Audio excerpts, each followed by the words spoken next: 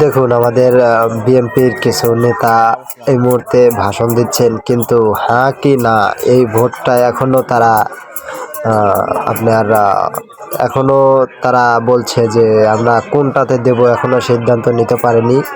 কিন্তু এটা কি কোনো বিএনপির নেতাদের কোনো কথা হলো বলেন, যে এখনও তারা হ্যাঁ কি না এই ভোটটা দিবে কোন জায়গায় এখনও সিদ্ধান্ত নেয়নি। ভোটের আছে আর কয়দিন মাত্র বলেন।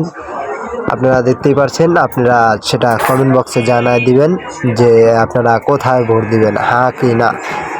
ঠিক আছে, এই বলেই আমার এখানেই শেষ করছি। কিন্তু আর একটা কথা হচ্ছে যে এবারের নির্বাচনে আমাদের এখানকার থেকে দুটা প্রার্থী, সেটা হচ্ছে রফিকুল ইসলাম খান আর SM আকবর আলী। একজনের ধানের শীষ প্রতীক আর একজনের দাঁড়িপাল্লা প্রতীক। আপনারা কোনটাতে ভোট দিবেন সেটাও জানিয়ে দিবেন, আর আমরা ইনশাল্লাহ দাঁড়িপাল্লাতেই ভোট দেব, এটাও আপনাদেরকে জানায় দিলাম।